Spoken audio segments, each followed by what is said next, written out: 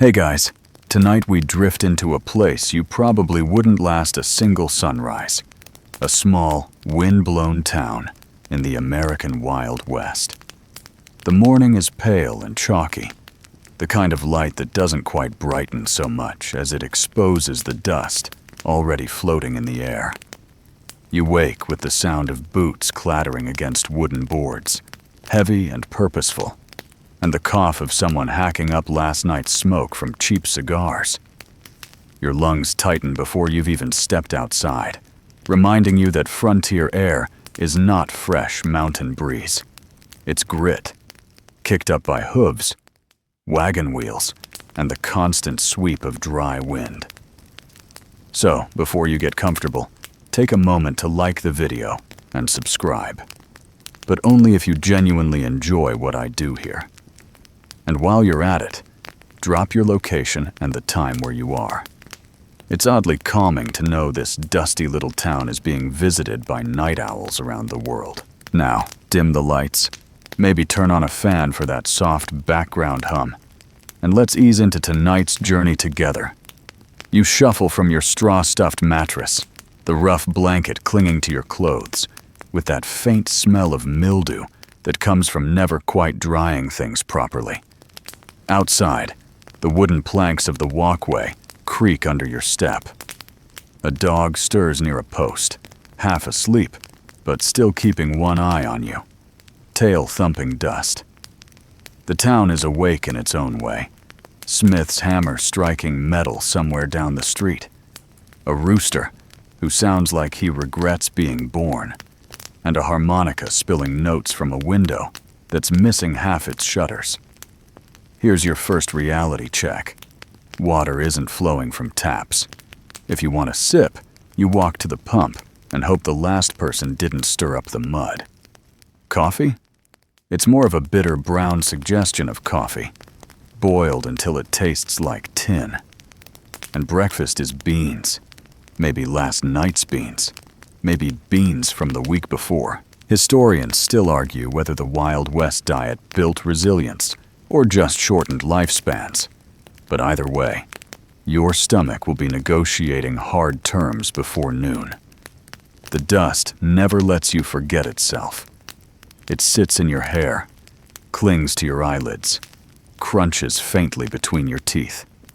Mainstream fact? Many towns literally grew overnight along railroad stops, with streets laid in hasty grids and buildings hammered together in days. Quirky tidbit? Some folks swore rubbing bacon grease into boots kept dust from seeping in, though that mostly attracted stray dogs and the occasional thief with a craving. By now, you notice how your shirt sticks uncomfortably at the collar.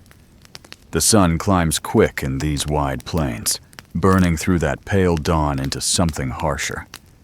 You're already squinting, shading your eyes, wishing you'd invented sunglasses a century early. A group of riders pass, spurs jingling, hats tilted low. They don't nod. You're the outsider here, and even the horses seem to sense it, snorting in your direction like they've judged your odds of lasting a week. Minute by minute, the town stirs louder. Wagons groan under sacks of flour. A child runs with a hoop along the walkway, and someone yells about missing laundry as if it were a federal crime.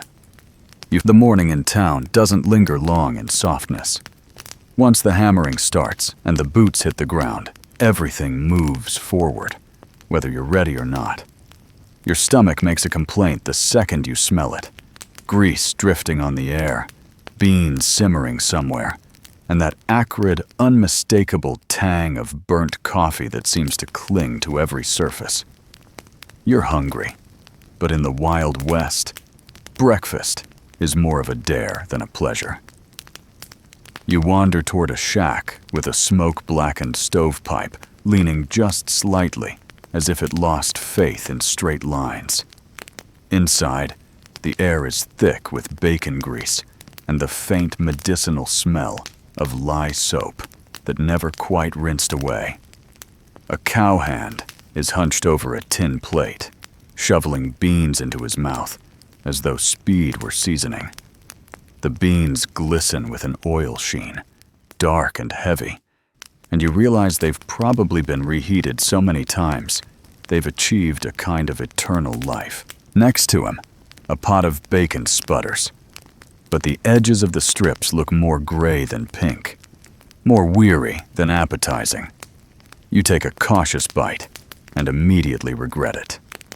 The salt doesn't hide the fact that the bacon is slightly rancid. One mainstream fact: bacon and beans really were staples in frontier towns, largely because they kept well and didn't require much equipment to prepare. Cowboys, miners, and settlers alike ate versions of this exact meal almost every day. Your body, conditioned by modern refrigeration, is less impressed. You chase it down with coffee so weak it looks embarrassed to call itself coffee. The grounds float lazily on top, like pond scum, and the taste is tinny enough to make you question whether the cup was washed with last night's dishwater. Historians still argue whether settlers boiled their coffee longer out of necessity, trying to kill germs, or whether it was simply a habit born of convenience. Either way, you feel the bitterness coat your tongue in a way that water alone won't fix, and good luck finding clean water quickly. Across the table, a cowhand offers you a grin with 2 teeth missing and mutters that real men chew their beans without complaint. You offer a weak smile back, wondering whether survival in this world was less about strength and more about ignoring your taste buds entirely. To add insult, someone mentions the quirky tidbit that people sometimes thickened their coffee with crushed eggshells to improve flavor. You look at your tin cup and silently decide that flavor is beyond rescuing. Outside, the town keeps clattering. A horse snorts as it's led past, hooves drumming against the packed earth. A woman sweeps dust from her doorway, which feels like an act of futility since the wind immediately replaces it. You finish your breakfast, if chewing counts as finishing, and step back into the glare of the rising sun. The wooden walkways creak under your boots as you drift past storefronts that smell of raw lumber, tallow candles, and whatever cargo the last wagon dragged in. Breakfast hasn't sat well in your stomach, so every odor feels like a personal challenge. A whiff of stale beer escapes from behind saloon doors. From another corner comes the sharp smell of horse manure, freshly dumped. Welcome to the sensory landscape of your new day. Flavors and scents competing like amateur musicians, none of them in tune. Jokes aside, people did get used to this diet and these smells. It was survival wrapped in monotony, and yet, somehow, townsfolk still argued about recipes. One rancher swore by adding molasses to beans, another claimed bacon. Drippings alone made them edible. You, meanwhile, are still trying to rinse rancid fat from your tongue with spit, which isn't particularly dignified. Someone bumps into your shoulder. Not on purpose, but the shove makes you spill a little of your watery coffee. The man mutters without looking back. Around here, everyone is tired, hungry, or both, and civility isn't always top of the list. You can't help but think that maybe you should have packed a granola bar, except that word won't be invented for another century. Still, the humor of it finds you. You're trying to survive a place where people called salt pork a delicacy, where flour biscuits were considered dessert, and where the most common seasoning was dust. You almost laugh out loud. Your throat catches instead, dry from beans and wind. You shuffle back toward the main street, where wagons creak by and the first real rush of the day begins. Blacksmith's sparks fly in the distance. A mule brays with a sound like rusty hinges. Townsfolk head about their chores with a speed that suggests if they stop, hunger will catch them. The air feels heavier now, sun glaring brighter, the promise of heat pressing already. And through it all, Your belly argues with you, reminding you that this breakfast may keep you alive, but it won't keep you cheerful.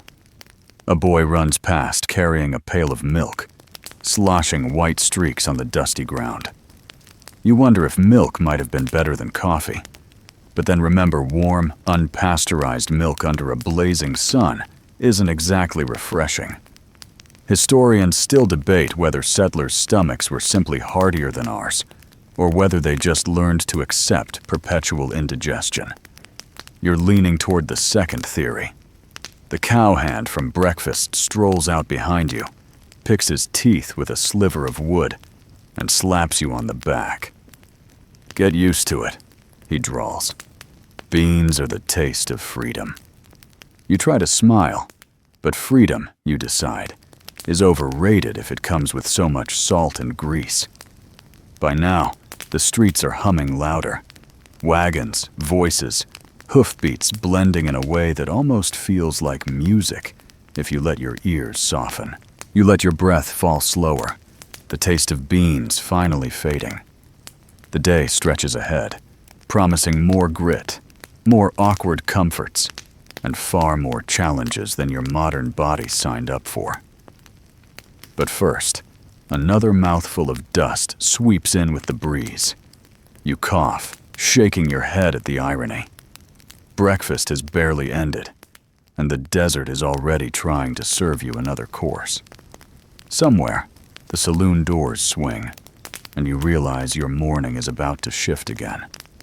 And just before you step toward that noise, remember, if you've lasted this long in dusty dawn and greasy beans, you can last a little longer with me. Go ahead and tap that like button, and subscribe if you want to wander deeper into this weary town with me. The West doesn't get easier, but at least you push through the saloon doors, which swing lazily on their squeaky hinges, announcing your arrival whether you like it or not.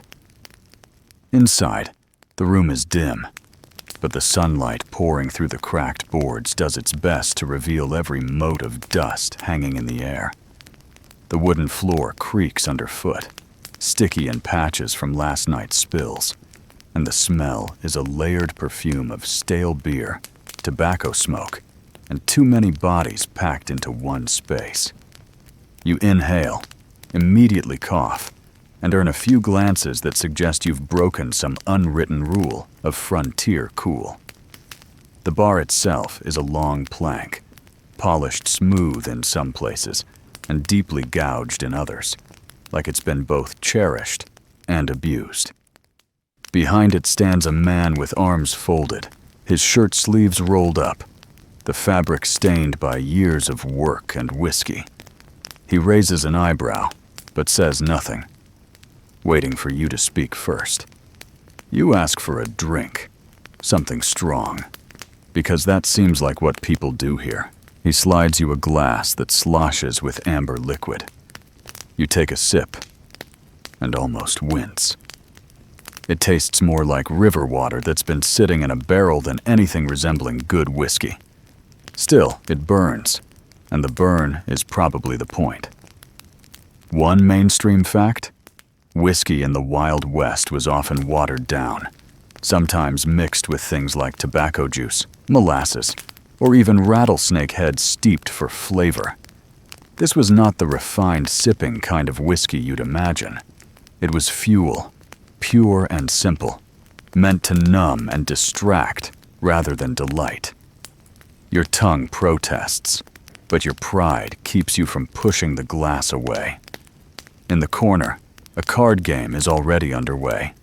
Men hunch over the table, eyes narrowed, hands tense as they toss cards and pull in coins. The pile in the middle looks deceptively large, but you know better. Frontier money was often a mix of real currency, company scrip, or whatever tokens could pass as value in a given town. The shuffle of cards, the clink of coins, and the occasional muttered curse create a rhythm as steady as the piano in the corner. The piano player, by the way, is plunking away at a tune that's technically music, though the instrument sounds like it survived 3 bar fights and a fire. A laugh erupts at the card table, followed quickly by a scowl. You realize the game isn't exactly fair. One man's hand lingers a little too long on the deck. Another shifts suspiciously in his chair, and the dealer's smile is far too polished for this dusty crowd. Rigged games were practically part of the saloon package, and you feel your pockets instinctively. It wouldn't take long for a newcomer like you to lose everything in a single hand. Historians still argue whether these games were tolerated by local lawmen because they kept tempers occupied, or because the lawmen themselves had stakes in the tables. Either way, you can see how quickly fortunes and tempers might turn here. And while some saloons did try to run honest establishments, many thrived on that blurry line between entertainment and outright theft. The quirky tidbit: some saloons offered free lunch with your whiskey, but the food was so salty you had no choice but to order more drinks.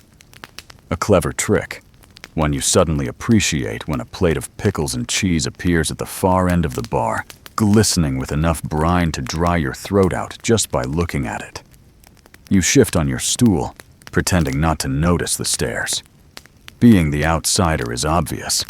Your clothes, your hesitations, even the way you hold the glass mark you as someone not hardened by years of this routine. A man with a thick mustache leans too close and mutters something about tenderfoots who don't belong. You laugh lightly, hoping humor diffuses what your nerves can't. It seems to work, for now. The piano bangs louder, the card table grows more animated, and suddenly you're caught in the saloon's strange tempo. It's chaos, but it's also a kind of anchor for the town. In the Wild West, saloons weren't just watering holes. They were post offices, banks, community halls, and sometimes even makeshift hospitals when fights ended poorly. Everything ran through these doors eventually, including trouble.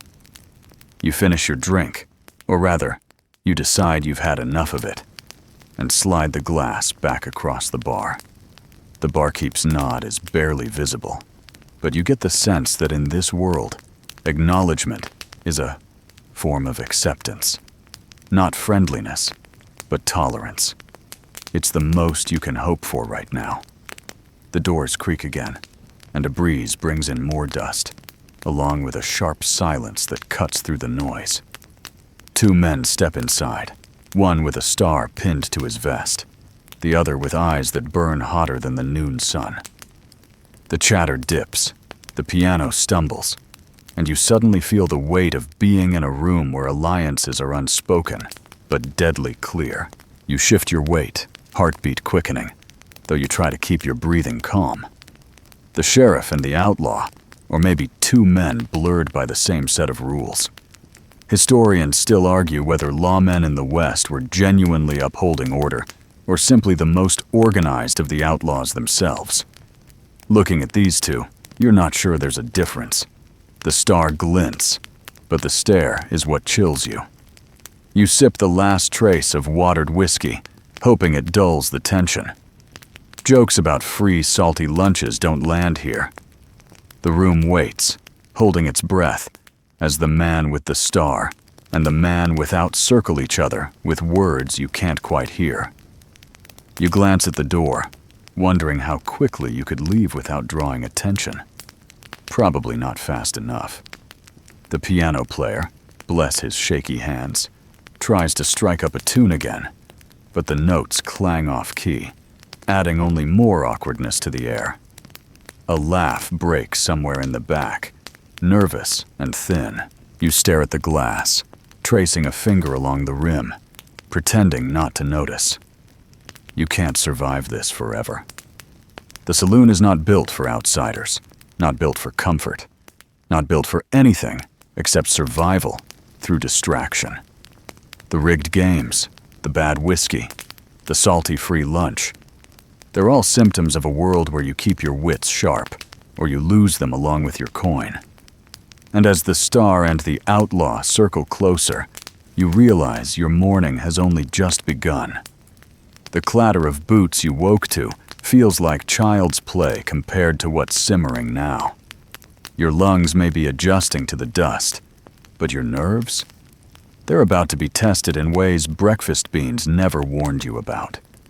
You lean back, trying to blend into the shadows, as if shrinking yourself could make you invisible. It's wishful thinking, of course, but sometimes that's all survival is, hoping nobody notices until the air inside the saloon still hangs heavy, even after you step outside. It clings to your clothes like smoke that doesn't want to let go, and you blink against the sun that greets you with no mercy. The main street is already crowded. Horses snorting, wagons creaking, voices rising in irritation over prices, disputes, and who has the right of way. You notice quickly that law doesn't stand apart here. It jostles in the dust alongside everyone else. A shout cuts across the noise, sharp and commanding. You turn, and there it is. Two men in the middle of the street, hands twitching near their belts. One wears a badge pinned to his vest, gleaming faintly in the light. The other, bare-chested under a ragged duster, has a look that says he doesn't care who's watching. The crowd forms instinctively, pulling back to give space, as if the dirt itself has drawn an invisible circle. You're caught in that ring of silence, heart tapping nervously, though you try to stand as though this is just another Tuesday. One mainstream fact: shootouts in the Old West weren't as common as Hollywood taught us. They happened, yes, but usually as desperate explosions of tension rather than a daily ritual. Most disputes ended with harsh words or a brawl in a saloon. Still, when guns did clear leather, the violence was fast, final, and memorable enough to echo through history. The sheriff, or at least the man with the badge, narrows his eyes. He doesn't call for backup, because there is none. Out here, you realize, authority is as fragile as paper in a storm. Historians still argue whether frontier sheriffs were genuine keepers of the peace or simply men with quicker hands and louder reputations. Looking at him, you suspect both could be true at once. The outlaw grins, revealing teeth stained with tobacco and time. He spits, the dark stain sizzling into the dirt, and mutters something about debts unpaid. The sheriff's jaw clenches. Around you, people whisper, some about who's cheated whom, others about who's likely to walk away. Nobody seems particularly shocked. This is just part of the day's entertainment. The quirky tidbit? Some frontier towns posted handbills forbidding the wearing of guns inside city limits, but visitors often ignored the rule. The result was townsfolk constantly negotiating that blurry line between civility and chaos. You can feel it now. The law is written somewhere, but the real law is whatever happens in the next heartbeat. You try to stay calm, though your lungs still remember the dust from dawn, and your stomach still wrestles with beans from breakfast. The weight of the air thickens as the sheriff's hand hovers lower. You imagine the sound it will make, the crack of gunfire, the split-second gasp of the crowd. And you realize this is not a game you're equipped for. You'd never make it through a single real standoff. The outlaw's hand twitches first. Not a draw, not yet, but enough that the sheriff stiffens. The crowd murmurs, and a child tugs at her mother's skirts, asking whether there will be shooting today, as though she's asking about the weather. You swallow hard, because for her, it might be the same thing. You want to step back, but your boots feel glued to the dust. You think about the saloon's smoky air, about the sour coffee, about how small discomforts are easier to handle than this sharp, cutting moment. You wonder whether courage is instinct or accident. Maybe neither. Maybe it's just standing still when every nerve tells you to run. The outlaw smirks and lowers his hand, muttering again, this time softer. The sheriff exhales through his nose, eyes still locked on his opponent, but the tension breaks just slightly. The crowd eases its shoulders. No gunfire today, at least not yet, but the reminder lingers heavy. Survival here isn't guaranteed by rules or fairness. It's luck, timing, and sometimes the mercy of someone else's choice. You drift toward the edge of the circle, grateful for the release, but you carry the weight of what almost was. The Wild West doesn't have clear lines. Law and outlaw blur until you can't tell one from the other. The dust settles back into place, as if nothing happened, but you know better. This street is built on the balance of fear and bravado, and sooner or later, someone will fall. You brush your hands on your shirt, a pointless gesture since the dust only smears deeper. The day stretches ahead, still merciless, still buzzing with arguments, still promising more than your nerves can handle.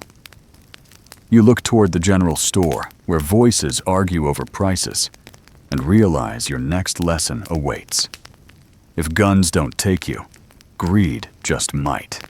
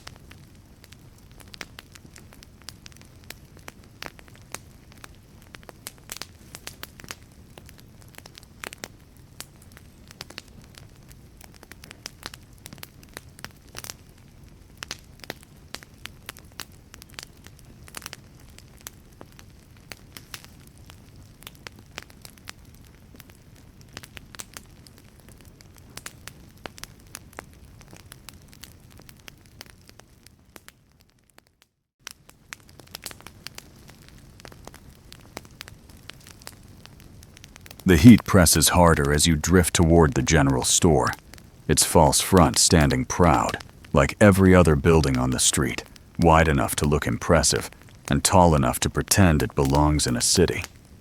The swinging sign above the door creaks, paint half peeled by sun and wind. You step up onto the wooden planks and push inside, and instantly you're struck by the mixed smell of flour, leather, and kerosene.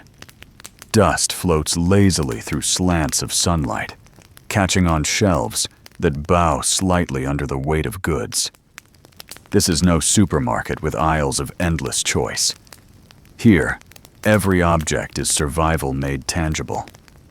You see sacks of flour stacked beside barrels of dried beans, bolts of calico cloth leaning against barrels of nails, and tin lanterns hanging like watchful eyes from the rafters. Behind the counter, a clerk peers at you with the sharp look of someone who knows exactly how much every item is worth, and how much more he can charge if you look desperate. His ledger sits open, ink smudged and curling at the corners, each mark a quiet record of who owes what, who has credit, and who might never pay. You pick up a tin of coffee and nearly laugh.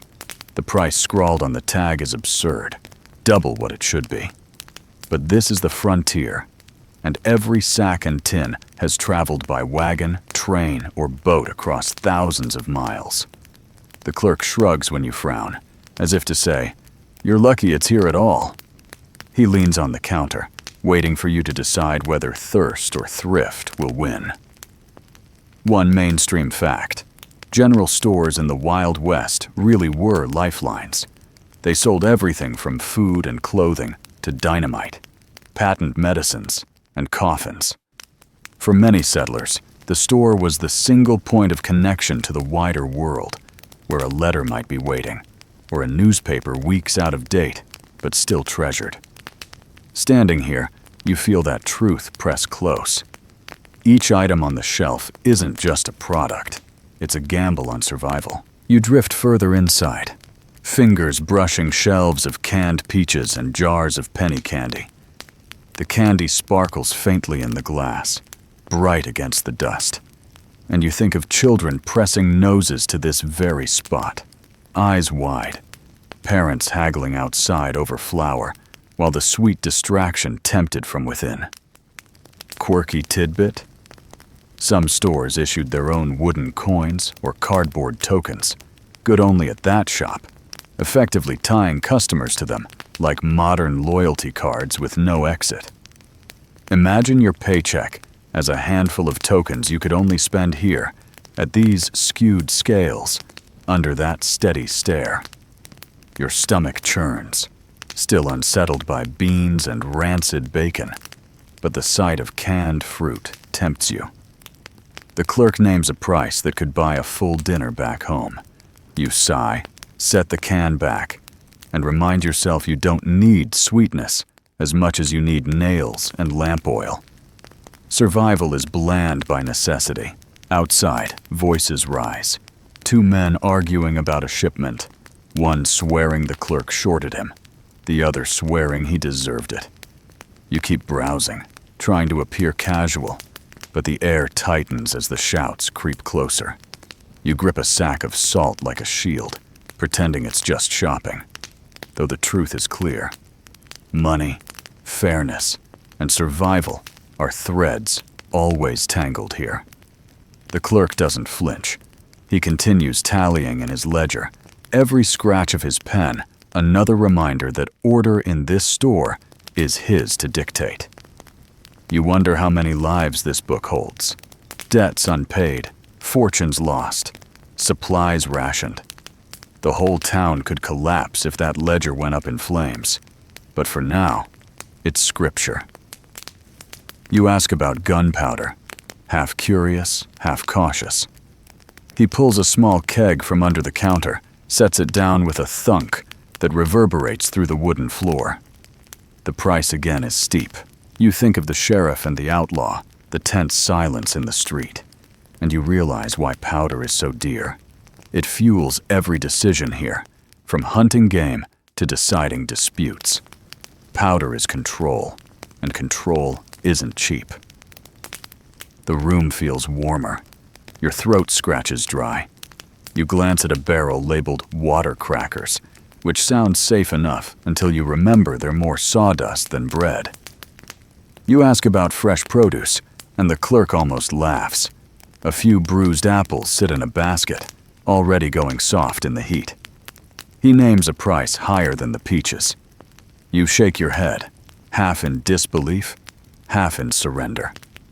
Historians still argue whether general stores were exploitative monopolies or simply victims of distance and scarcity. Maybe both. Maybe the truth lies in the eyes of this clerk, sharp and tired, knowing every transaction is a negotiation between survival and greed. You finally gather what you can: flour, salt, a box of matches, and a tin cup sturdier than the one you left behind at breakfast. The clerk totals the price with slow precision, as if each figure carries weight beyond coin. You hand over your money reluctantly, feeling the sting of loss sharper than hunger. He wraps your goods in brown paper, ties them with twine, and sends you back into the glare of noon. The sun blinds you as you step outside. The street hums with movement, children laughing, dogs barking, someone hammering a sign into place. You clutch your parcel tighter, knowing every scrap inside cost more than it should, yet also knowing you couldn't do without. You taste the dust again, sharper now, and wonder whether survival is just learning to swallow what offends you. You walk toward the edge of town, your parcel tucked against your ribs, and the sound of hooves and wheels grows louder. A stagecoach rattles into view, coated in dust, every jolt and bounce visible, even from here. It looks like the next ordeal is waiting, ready to squeeze you into its wooden ribs and shake whatever strength you still have.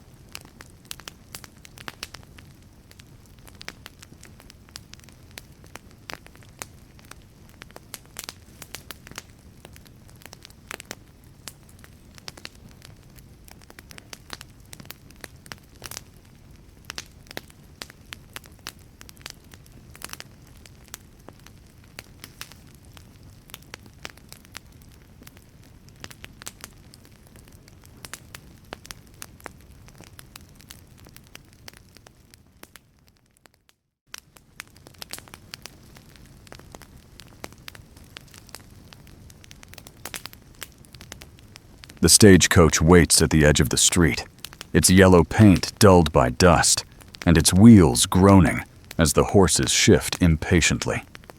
The driver sits high on the box seat, reins in hand, hat pulled low, face hidden behind layers of dust and road wear.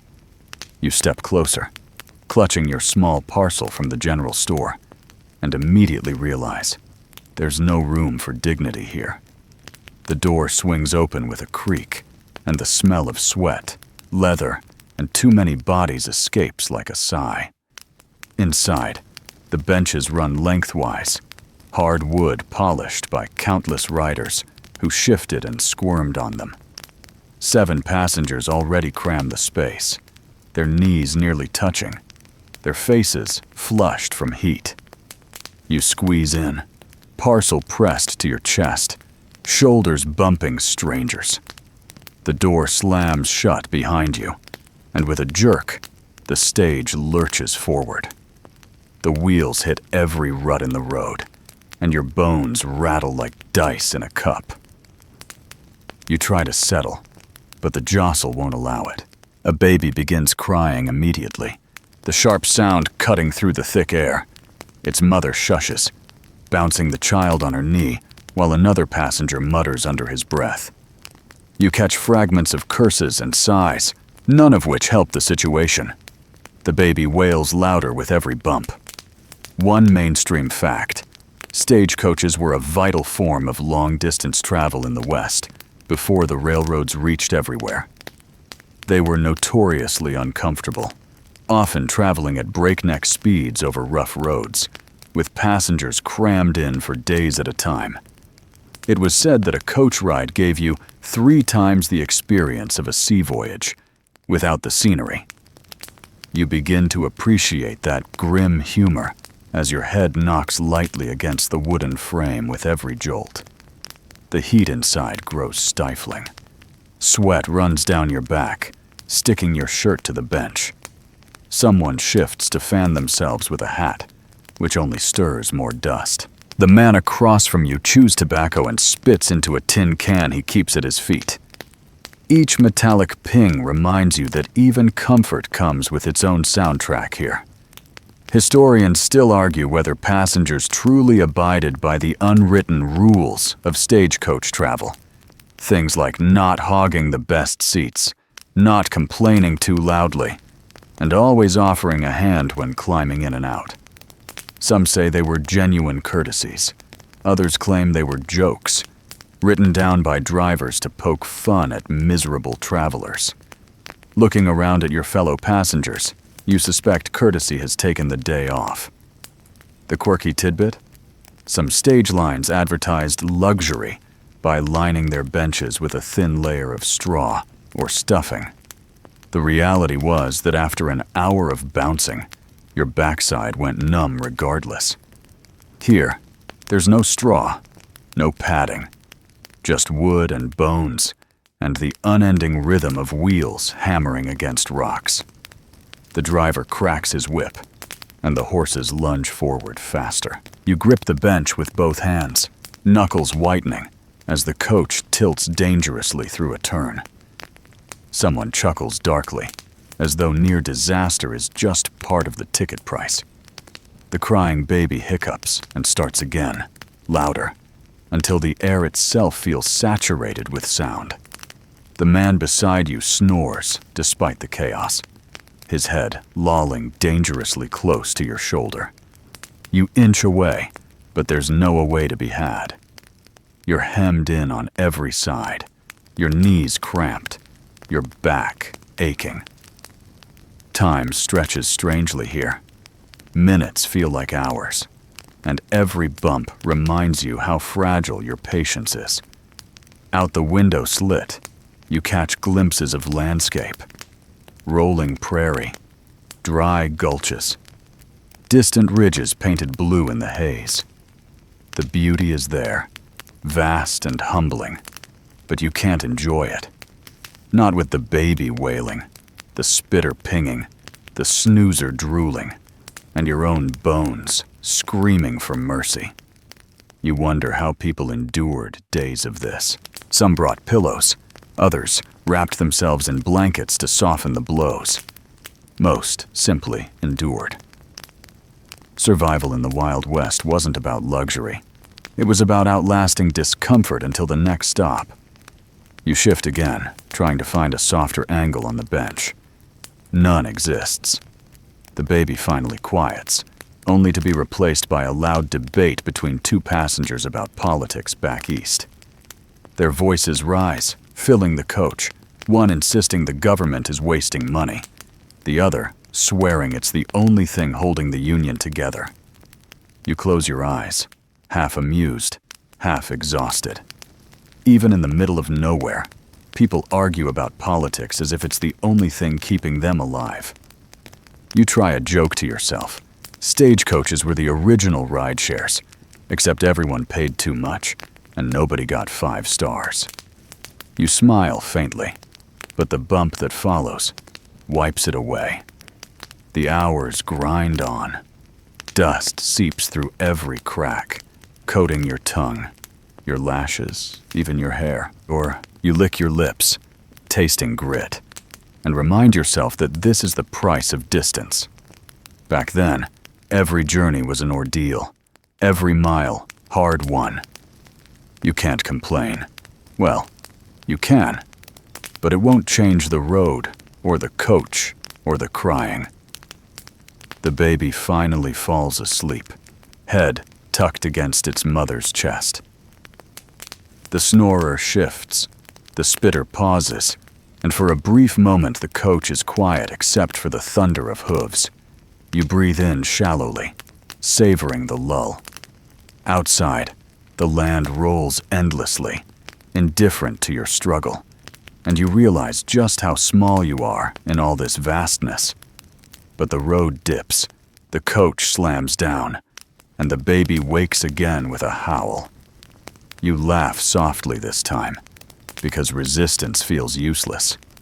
This is the West, noisy, bumpy, dusty, and relentless. By the time the coach finally slows at a way station, your legs are cramped, your head aches, and your patience is worn thin.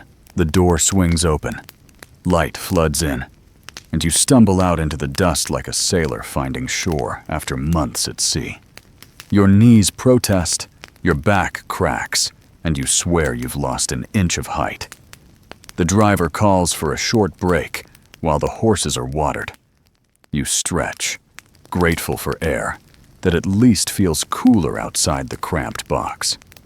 Around you, passengers shake themselves out, adjusting hats, brushing off dust, pretending they weren't all just crammed together in misery. The baby giggles now, of course, as if mocking. Night falls heavy and quick on the prairie. The sun slips under the horizon like a coin disappearing in a magician's hand, leaving behind streaks of orange that fade into bruised purple. The stagecoach has left you sore and weary, and the stop for the evening is little more than a clearing with a fire already crackling.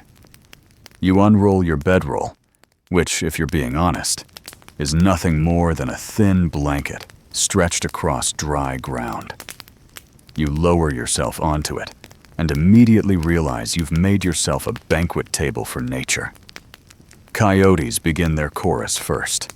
Their howls rise in overlapping notes, eerie and hollow, bouncing across the wide spaces. The sound makes you glance toward the fire for comfort, but the shadows only flicker taller.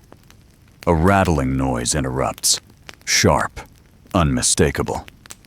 You freeze, every nerve alive, until the dry rustle of a snake sliding across nearby grass fades away. You release a breath you didn't know you held, but you pull your blanket tighter just the same. One mainstream fact: rattlesnakes truly were common across much of the western plains and deserts. Travelers learned quickly to shake out boots in the morning, for fear of finding a coiled surprise waiting inside. The fear was practical, not dramatic. A single bite, days away from proper medical help, could mean the end. You make a note to guard your shoes like treasure. Historians still argue whether settlers exaggerated predator dangers, whether coyotes were truly a threat or simply unnerving. Wolves certainly prowled the edges of settlements, but coyotes were smaller scavengers. Yet in the lonely dark, their voices feel large, and your rational mind takes a back seat to instinct. A quirky tidbit? Some travelers swore by carrying skunk pelts to ward off snakes, claiming the lingering stench deterred them. Whether the snakes avoided it or the humans did, nobody seems entirely sure. You wrinkle your nose just imagining the choice between snake bite and permanent stink. The fire spits sparks, drawing your eyes upward. Above you, the stars unfold in their thousands, unchallenged by city light. They stretch from horizon to horizon, so vivid you feel you could lean back and fall into them. The air is cooler now, brushing your cheeks, carrying the dry sweetness of grass and smoke. For a moment, it's almost beautiful enough to forget the predators. Then the mosquitoes arrive. Tiny, insistent, swarming in waves. You slap at your arms, your face, your neck, and still they find you. A man across the fire chuckles at your fidgeting and mutters that you'll toughen up soon enough. You doubt it. You wonder whether frontier resilience was really strength or just numbness to constant irritation. You shift on the hard ground, trying to find comfort where none exists. Your blanket does little against the chill creeping in from the earth below, and each time you close your eyes, a new sound jolts them open again. Coyotes, crickets, wind whistling low, the creak of wagon wood adjusting in the cool night. Survival here feels less like conquering nature and more like learning to lie still while it circles you. Your stomach grumbles again, not out of hunger, but in protest against the day's meals. Someone stirs a pot over the fire, beans again, the smell rising rich but heavy. You sigh and laugh quietly at the inevitability of beans, remembering how the cowhand called them the taste of freedom. Maybe freedom always comes with indigestion. A horse stomps and whinnies in the shadows, ears twitching at some unseen movement. The driver mutters calm words, patting its flank. You watch, reminded that animals sense danger faster than you ever will. You lean closer to the fire, feeling the heat warm your hands, and decide the safest place tonight is as close to the flames as possible. You tilt your head back to the stars again, eyelids heavy. The noises blend. Coyote howls, insect whirs, horse snorts, until they weave a strange lullaby. Your body aches from the stagecoach. Your skin itches from the bites. But the fatigue eventually pulls heavier. You curl tighter under your thin blanket, knowing full well that rest in the Wild West is never deep, only shallow dips between alerts. And as you drift, the last thing you think is that the prairie itself has teeth, and tonight, you're lying on its tongue.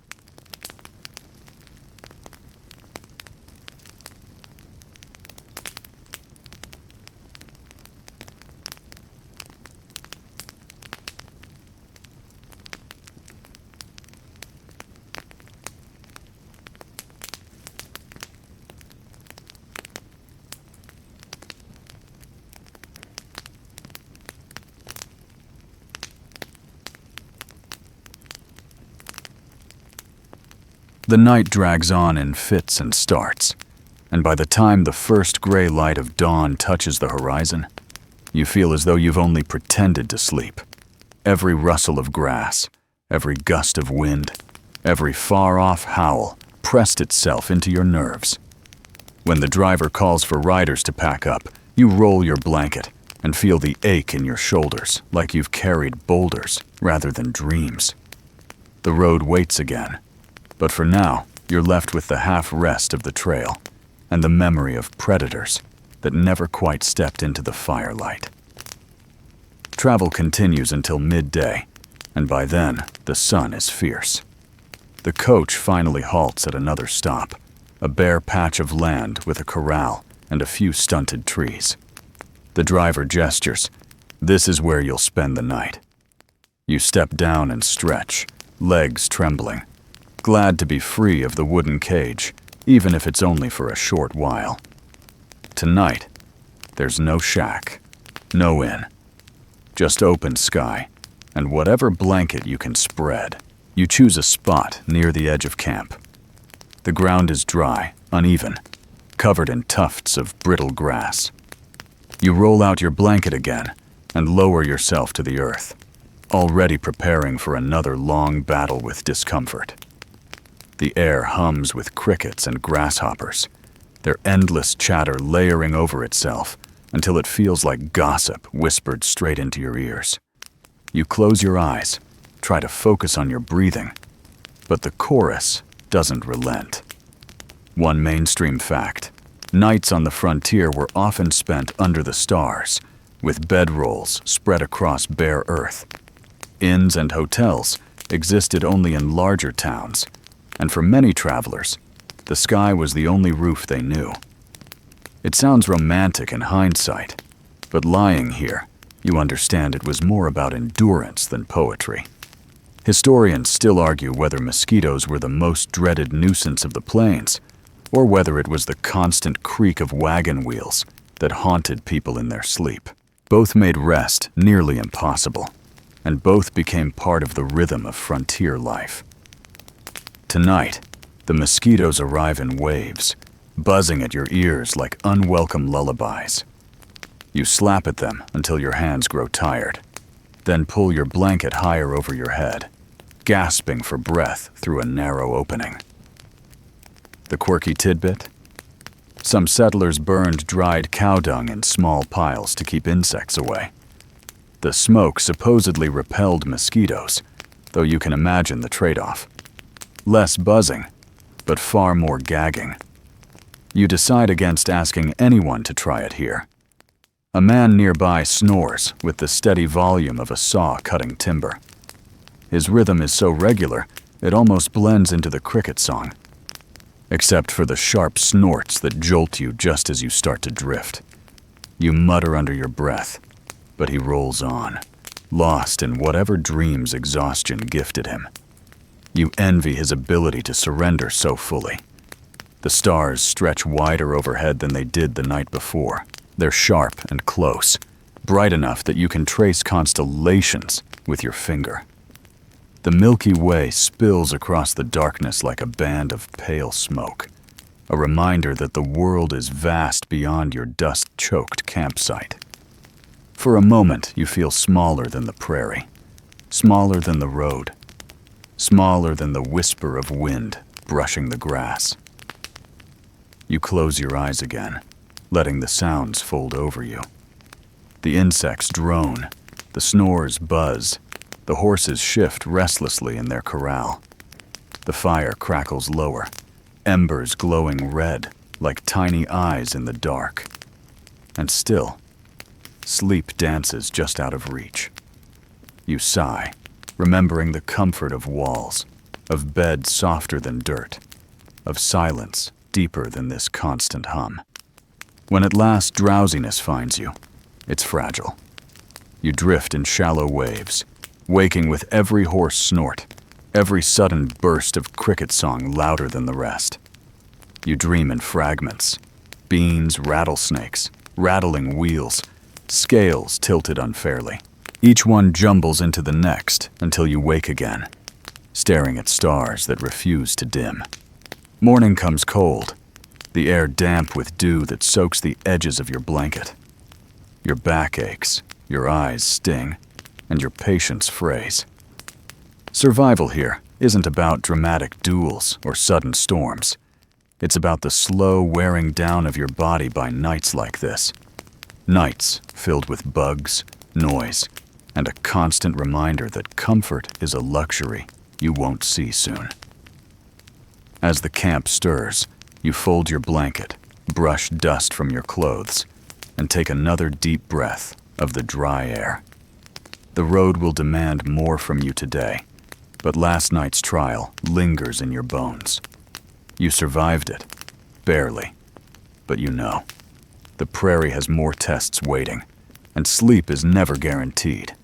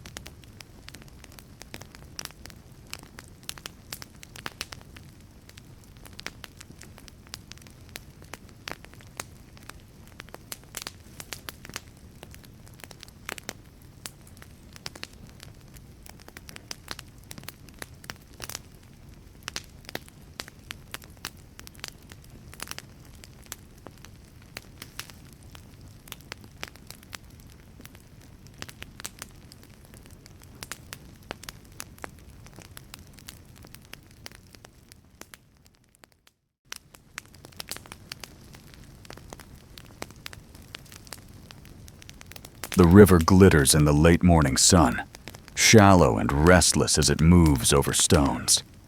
You kneel at the bank, tin pan in hand, and scoop up a swirl of water and sand. It looks simple, doesn't it?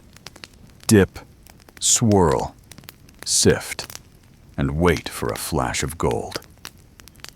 But the reality bites fast. The water is shockingly cold, numbing your fingers until they ache. The pan grows heavy with mud and gravel, and your arms tremble after just a few minutes of swirling. You tell yourself fortune is near, but what stares back is brown sludge and rocks as ordinary as the dirt under your boots.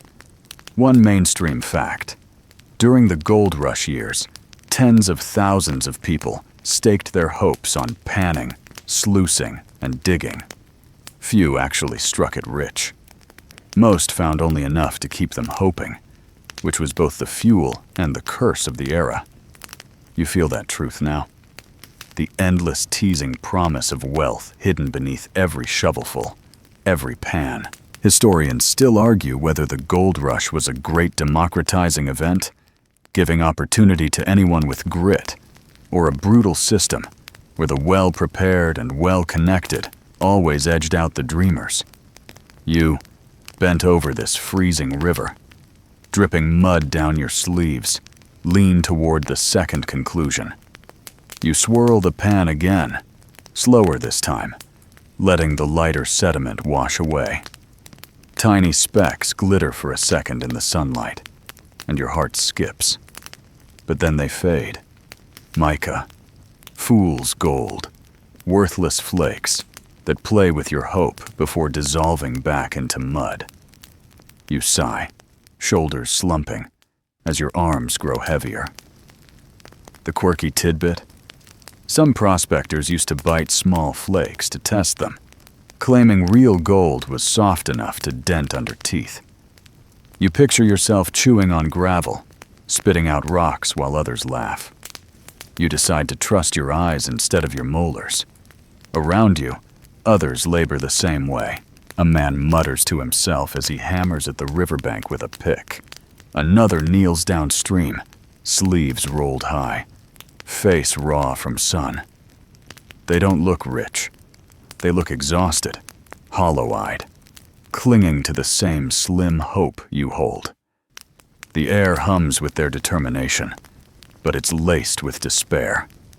Your back protests after an hour.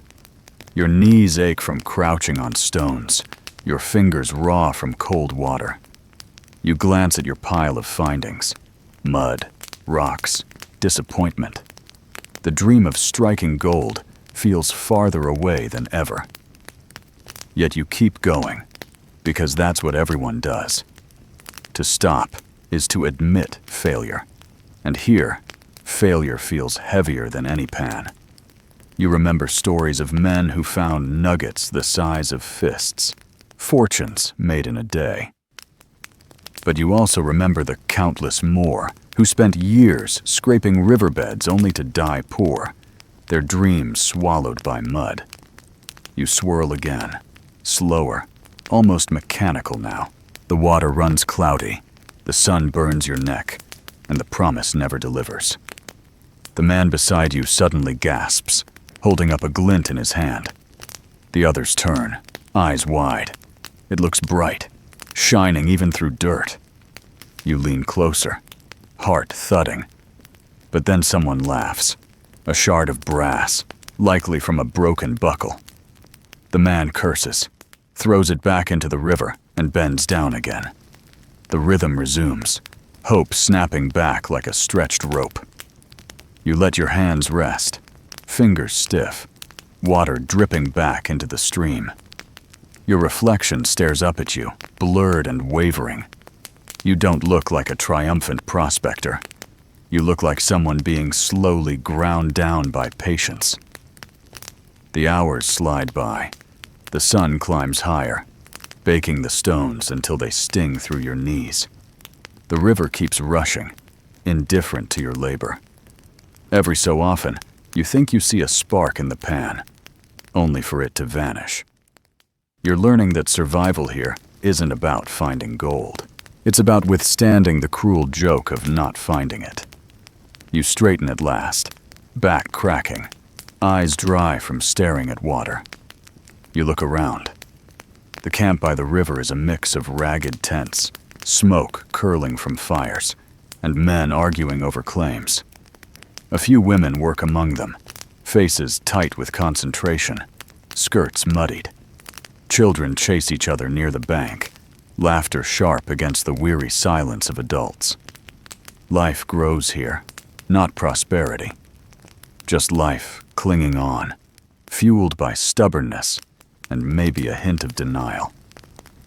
You wipe your hands on your trousers, streaking them with mud. Your arms feel leaden, your stomach empty, your throat dry. You've gained nothing but soreness. And yet, some stubborn spark whispers that maybe tomorrow will be different. Maybe one more pain will reveal the glitter you crave. You shake your head at yourself, knowing you're already caught in the same trap as everyone else. Hope as heavy as the pan itself. The sun begins to slide lower, shadows stretching across the water. The day has stolen your strength, but given you no reward. You gather your meager supplies and trudge back toward the camp, each step dragging. The sound of the river fades behind you, but it stays in your mind. A constant swirl and rush that mocks you with what it never gave. The truth presses on you now. The Wild West wasn't a place of easy riches. It was a place where most people scraped by, chasing dreams that dissolved like fool's gold in a pan. And you, sore and tired, are no exception.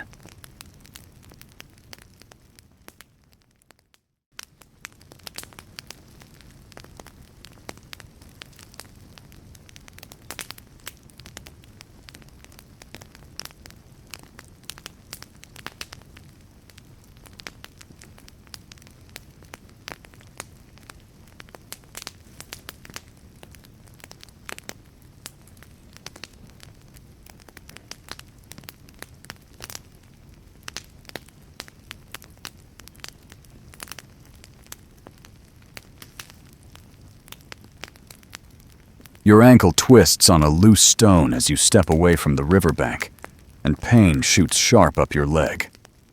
You stumble, catch yourself against a tree, and immediately realize the ground here is not forgiving. You try to shake it off, but the throbbing starts fast, pulsing with each heartbeat. You limp into camp, grimacing, and already the others glance at you with that look, half pity, half annoyance. Injuries here aren't personal problems. They're community burdens. You lower yourself onto a log near the fire, testing your ankle with careful pressure. It swells almost instantly, stiffening before your eyes. You mutter under your breath, wishing for ice, or bandages, or something stronger than hope. But this is the frontier, and the frontier doesn't provide. What it offers instead is a doctor, if the word can be stretched that far. The man who approaches wears a frayed coat, once black, now a patchwork of dust and stains. His beard is wild, his spectacles cracked, his satchel heavy with bottles that clink together ominously. He crouches, peers at your ankle, and nods with a seriousness that feels less comforting than it should.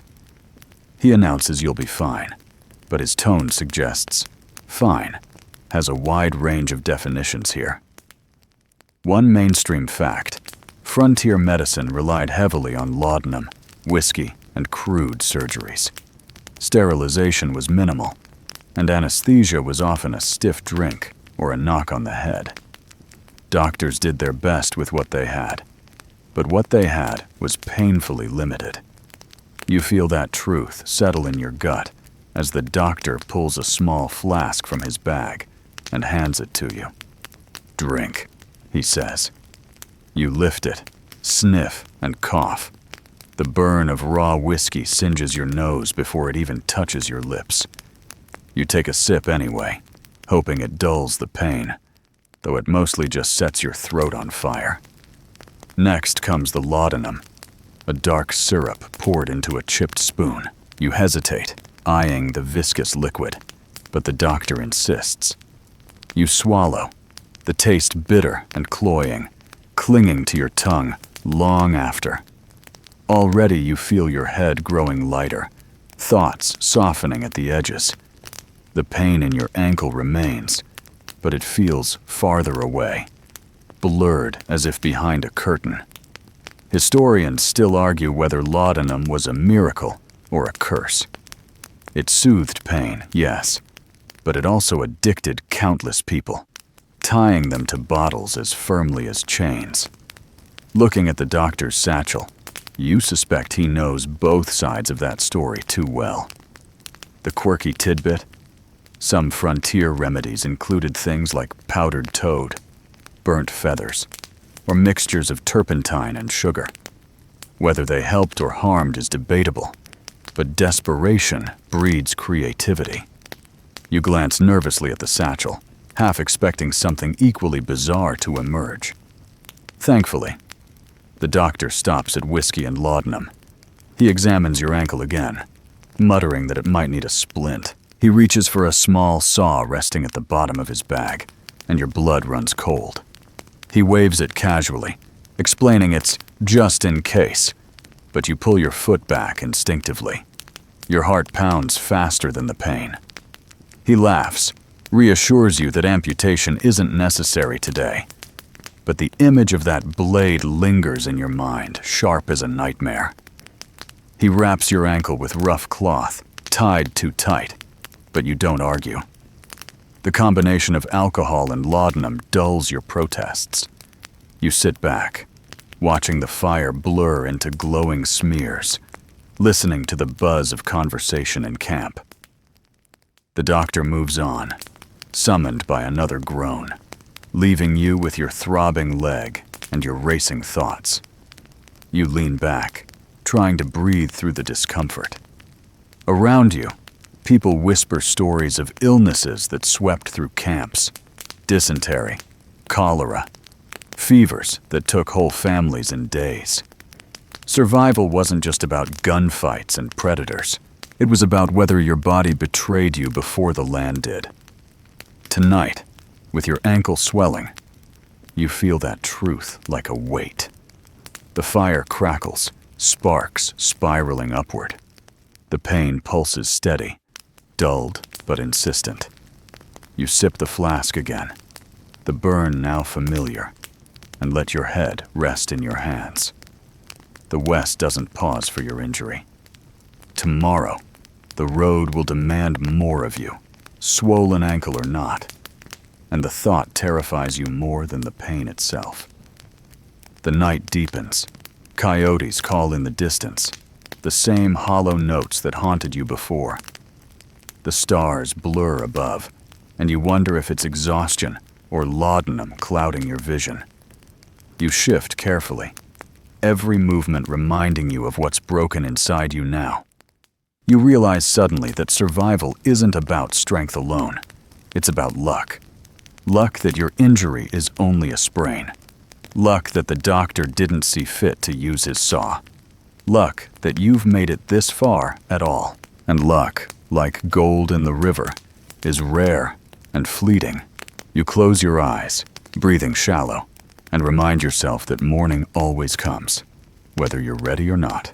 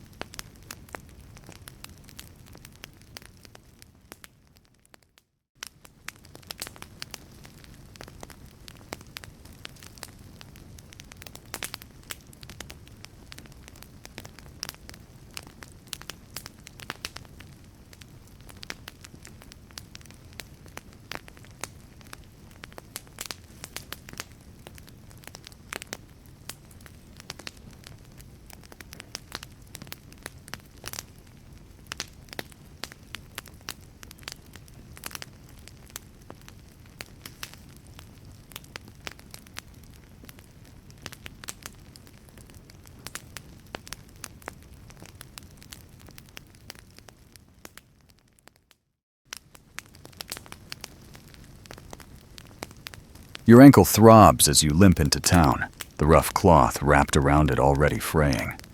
Each step sends a reminder that the road here doesn't forgive weakness. Still, you press on, drawn by the sound of a bell clanging in the distance. You follow the noise and find yourself at the edge of a small, weathered building. Its single bell dangles on a crooked frame above the door, and the wooden sign swinging loosely reads, "School." You step inside, curiosity outweighing discomfort. The air smells of chalk dust, old wood, and the faint tang of manure wafting in from outside. The room is small, maybe 20 feet by 30, with long benches arranged in uneven rows. Children of all ages sit together. Little ones, barely able to hold a slate. Older ones, already tall enough to work the fields. Their chatter quiets as a stern-looking woman at the front raps her ruler against the desk. She nods at you briefly before turning her attention back to the lesson. One mainstream fact: frontier schools were often one-room schoolhouses, where a single teacher instructed children from first readers to advanced arithmetic all in the same space. The teacher was expected to manage discipline, teach multiple levels, and sometimes even repair the building, all for a salary barely enough to buy beans and flour. You watch now as the woman juggles reciting multiplication tables with helping a boy spell his name on a slate. The chalk squeaks as she writes on the board, the sound sharp in the cramped room. Dust rises with every stroke, clinging to her black dress. A child sneezes, then another, until the room hums with sniffling. You sit quietly, taking it all in. The benches are hard, carved from rough pine, and children squirm to relieve stiff legs. Some carry slates polished nearly smooth from years of erasing. Others clutch ragged copies of McGuffey's Readers, the pages yellowed and curling. Historians still argue whether frontier education truly prepared children for life in such harsh conditions. Was it practical knowledge, arithmetic for trading, reading for contracts, or was it an idealistic attempt to bring civilization where the land resisted it? Sitting here, you sense both. The teacher drills numbers and letters, but her eyes soften when she recites lines of poetry, as though reminding these children there is more to life than survival. The quirky tidbit? Some schoolhouses doubled as dance halls, churches, or meeting rooms after hours. The same benches that now support restless children would later hold families listening to sermons or neighbors sharing gossip under flickering lamplight. This room, plain and creaky, is the town's heart disguised as a classroom. The teacher pauses, scanning the room. A boy at the back whispers too loudly, and in a flash, the ruler smacks his desk. He startles, cheeks red, and the others giggle until silenced by her sharp glance. Discipline here is swift, but not cruel. At least, not today. You wonder how often tired teachers resorted to harsher methods when patience thinned. The lesson shifts to geography. The teacher points to a faded map tacked to the wall, its edges curling like old leaves. The United States sprawls across it, though the borders don't look exactly like the ones you know. Territories stretch wide and unnamed, spaces marked more by imagination than government. She explains how the railroads will change everything, connecting these towns to the east. Some children perk up at the thought, others stare blankly, too focused on chores awaiting them after class. You glance around. A girl scratches words on her slate with fierce concentration, lips moving silently. A boy nods off, his head jerking upright each time it dips. Another child gnaws on a stub of pencil, leaving teeth marks like a squirrel on a nut. The sounds layer together, scratching, muttering, ruler tapping, the low hum of voices, as steady as any trail song. Your ankle aches from sitting, so you shift carefully, drawing another glance from the teacher. She doesn't scold, just tilts her head, as if to remind you this room is for learning, not loafing. You nod respectfully, humbled by the authority she wields with so little. Just chalk, a ruler, and a stare strong enough to hold a room. The bell clangs again, startling in its suddenness. Children leap up, chatter exploding like birds released from a cage. They grab slates and books, dash for the door, and scatter into the dusty street. Laughter trailing behind them.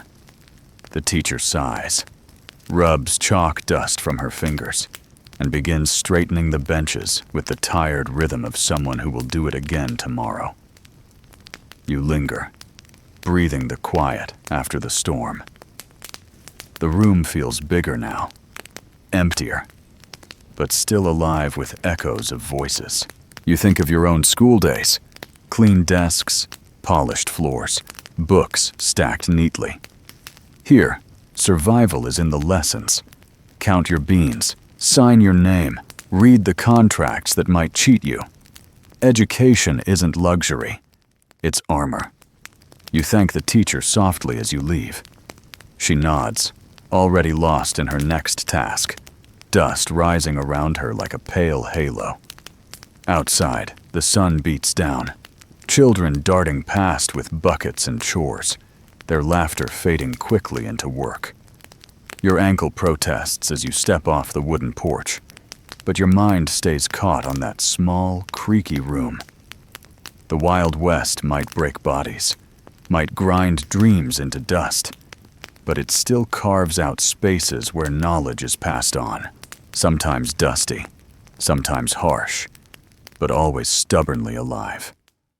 And as you limp back toward the street, you realize that even here, surrounded by dust and danger, the future begins with chalk on a slate.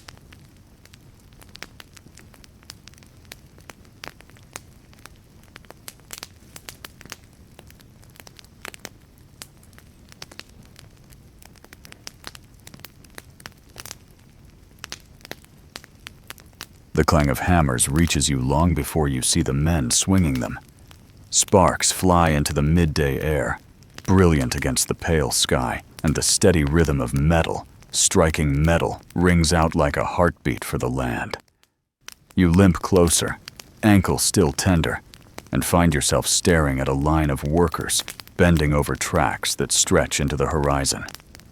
The great dream of the railroad is being stitched, tie by tie, spike by spike, across the empty spaces of the West.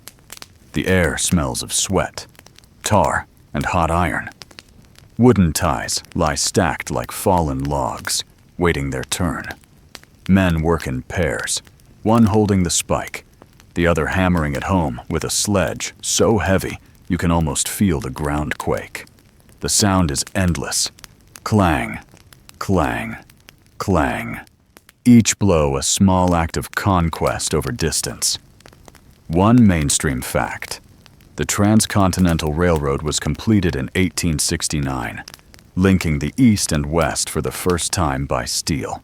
It was one of the most transformative projects in American history, shrinking travel time from months to days, and forever altering the frontier. Standing here, you feel the enormity of it, even if this stretch is just another piece of endless line. But grandeur doesn't soften the sight of the men doing the work. Their shirts cling with sweat, muscles straining with every swing. Dust covers their faces until they all seem the same shade of exhaustion. A few shout in Chinese, others in Irish accents, their words clashing, but their rhythm uniting in the same brutal tempo. Historians still argue whether the credit for the railroad has been fairly distributed, whether immigrant labor was celebrated or conveniently forgotten. Looking at these men, bent under the sun, you know the argument still matters. The quirky tidbit? Some crews used whiskey, not just for drinking, but as makeshift currency. trading swigs for small favors.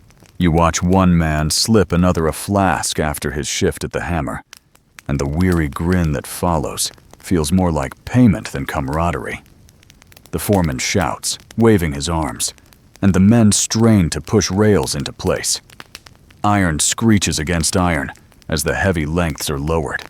They line them up with practiced hands, sweat streaking their brows, then step back for the hammer teams again. The air rings sharper now, sparks flying with each strike. You shield your eyes, blinking at the brilliance. You notice how dangerous it all feels. No gloves, no helmets, no guards against the iron teeth. A misstep here means crushed fingers, broken bones, maybe worse. And yet they keep swinging, because the pay, small as it is more than nothing. And nothing is what waits if they stop. Nearby, a small shack sells meals, bread, dried meat, black coffee poured from a dented pot. The workers slump against posts, eating in silence. Every bite chewed more out of necessity than enjoyment. You buy a cup, sip, and wince at the bitterness. Even watered whiskey in a saloon feels smooth compared to this brew.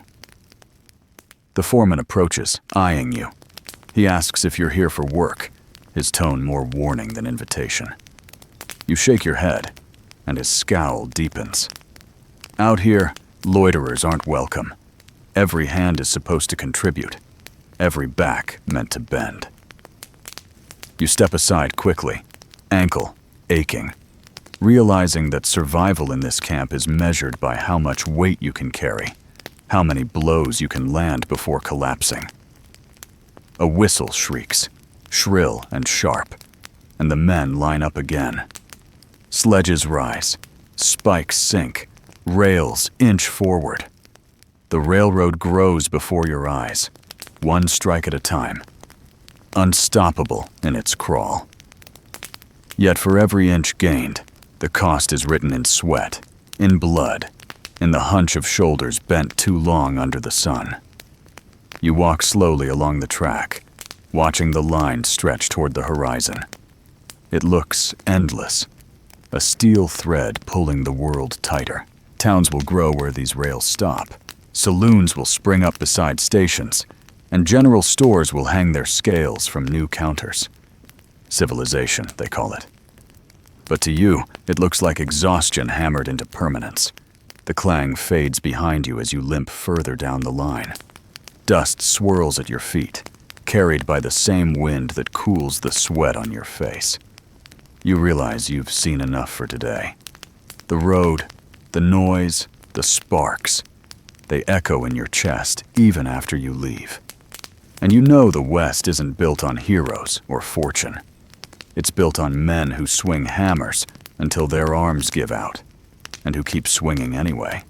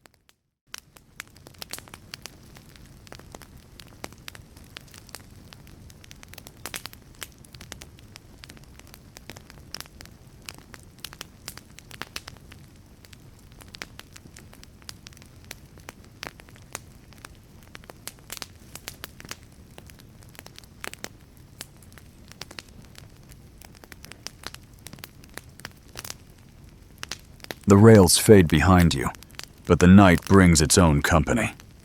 Camp settles into silence slowly, like a fire smothered under damp wood.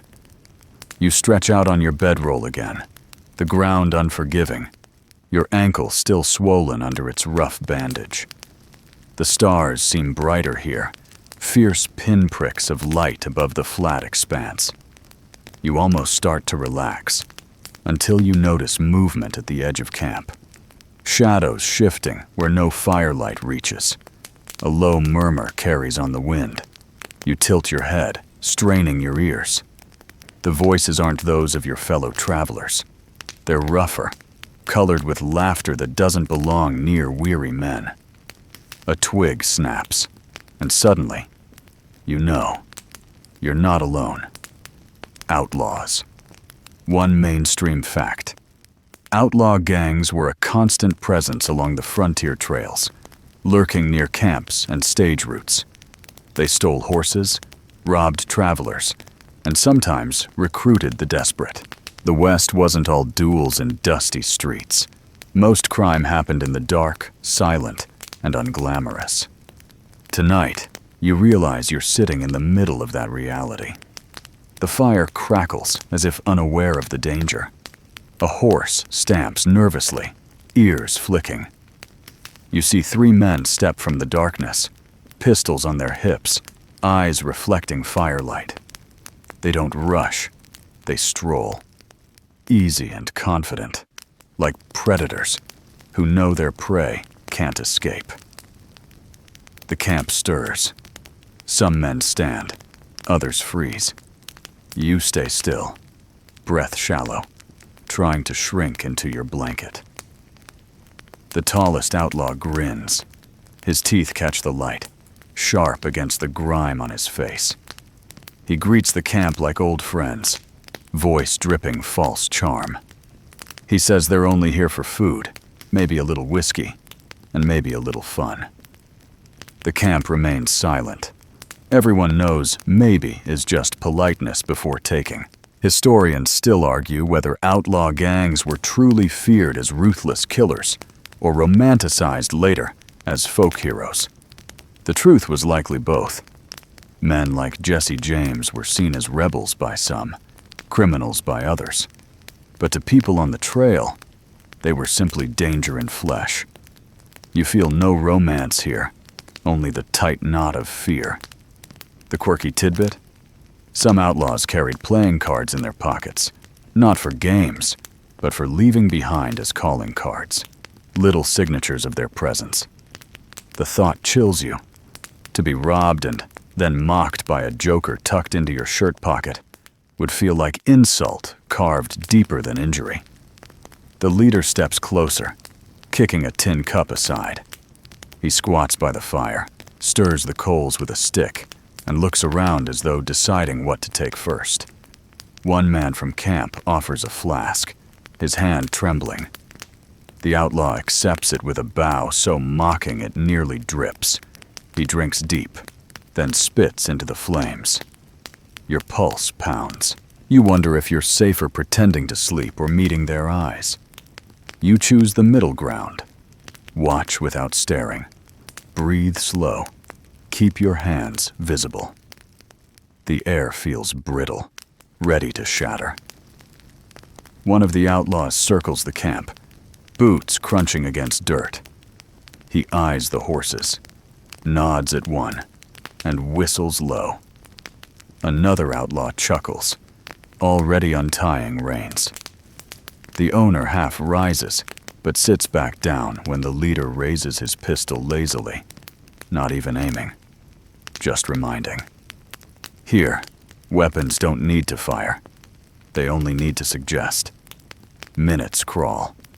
The outlaws take food, a bottle, a horse, and laughter at the expense of men too tired to fight.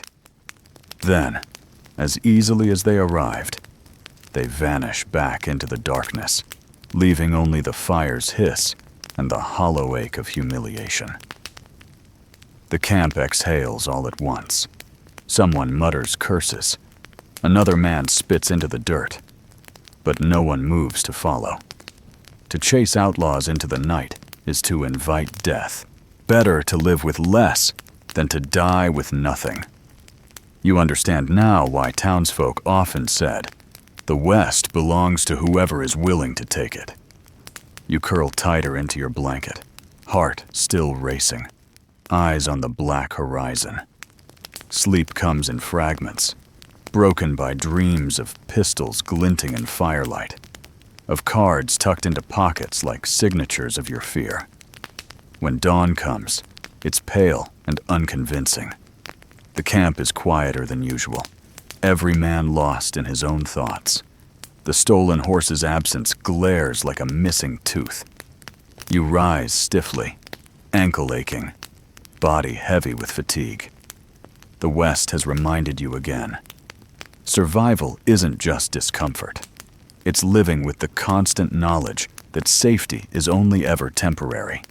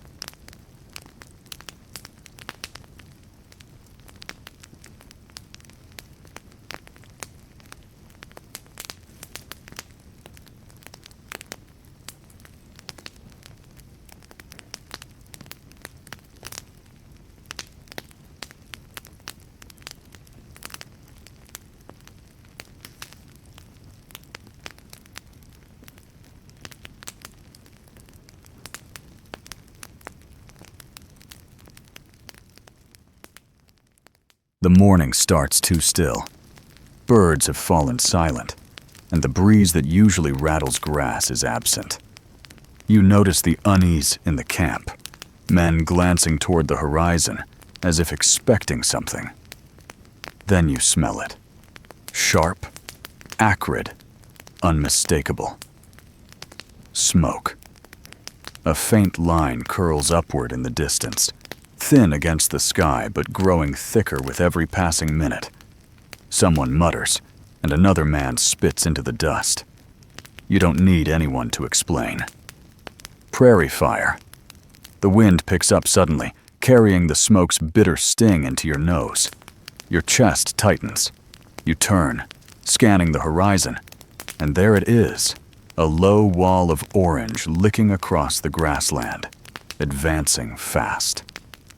The fire is not a flicker, but a tide, eating everything in its path. It crackles like 1,000 drums. Each gust feeding it, until flames leap higher. The distance shrinks faster than your thoughts can catch. One mainstream fact: prairie fires were among the most feared natural disasters of the frontier. Sparked by lightning, campfires, or sheer heat, they could race faster than horses, devouring miles of land in hours. Settlers built fire breaks or plowed strips of dirt to stop them, but often all they could do was run. You realize now that running might be your only choice. Historians still argue whether communities did enough to prepare or whether they mostly relied on luck. Some accounts describe meticulous fire lines. Others tell of families caught unawares, losing everything in minutes. You glance at the dry grass under your boots and know which side of the debate feels truer. Preparation seems thin against a wall of flame. The quirky tidbit: some frontier folks swore by setting their own small fires to burn a protective ring around camp. The idea was simple. Nothing left to burn means nothing for the big fire to eat. Effective maybe, but also terrifying. You picture yourself striking a match with fire racing toward you, and your stomach clenches. The camp erupts into motion. Men shout, women grab children, and someone yells for water that doesn't exist in the barrels. Horses rear, eyes rolling white, sensing the danger.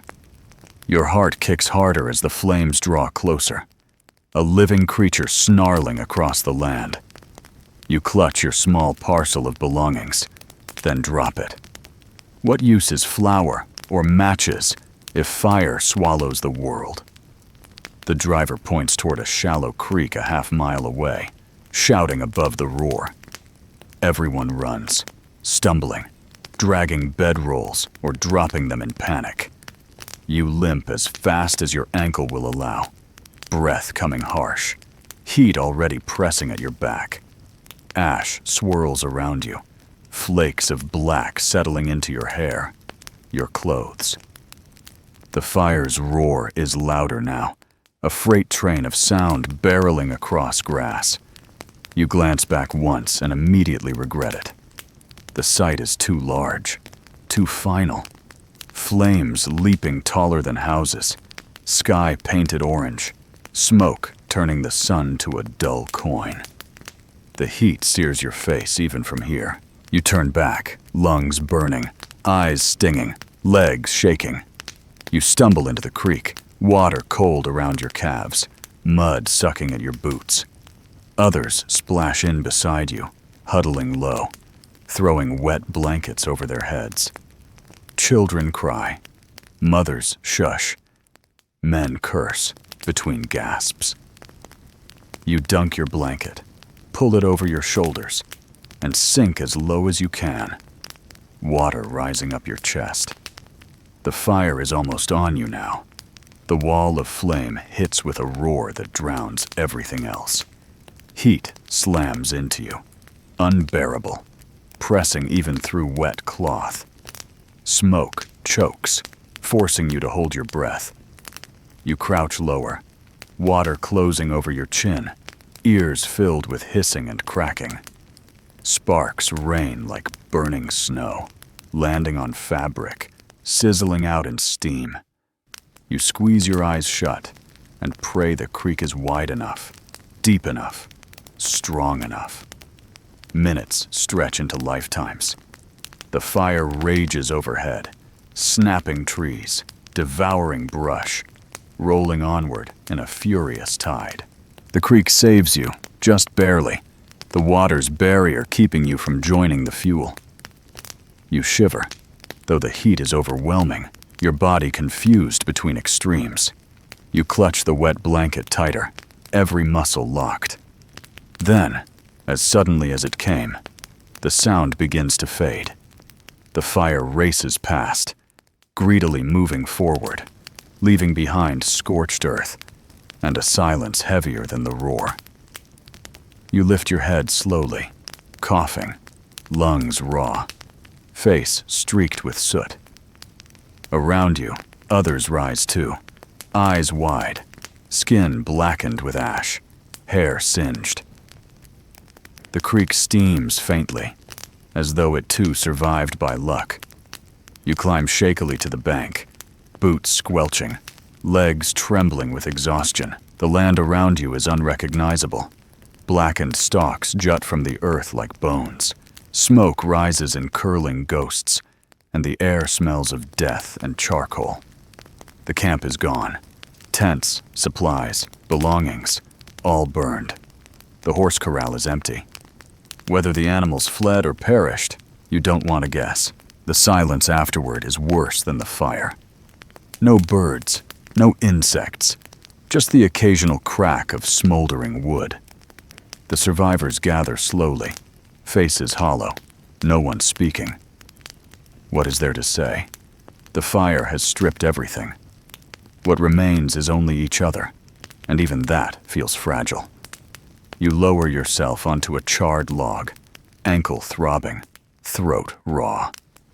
You stare at the horizon where the fire disappeared, still glowing faintly. The West does not simply test you with beans, dust, or long rides. It throws walls of flame, and if you're lucky, you find water before the land decides you're part of the fuel. You wipe soot from your face, though it only smears darker. You breathe shallow, lungs aching, and you understand more clearly than ever. Here, survival is not about strength or courage. It's about finding a creek in time.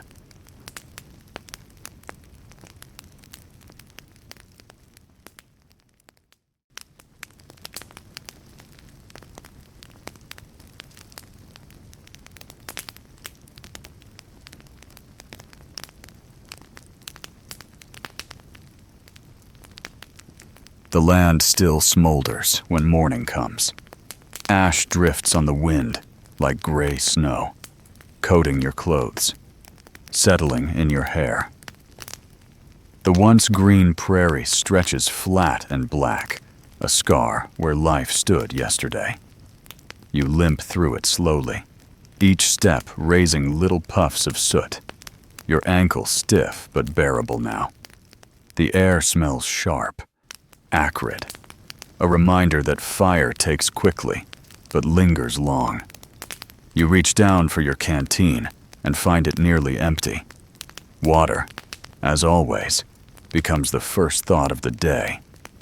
But now the cold presses too.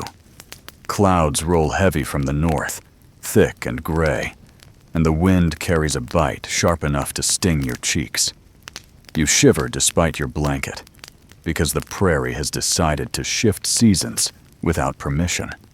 Winter is arriving, early and merciless. One mainstream fact: winters on the frontier could freeze rivers solid, bury towns under feet of snow, and starve whole communities if supplies ran out.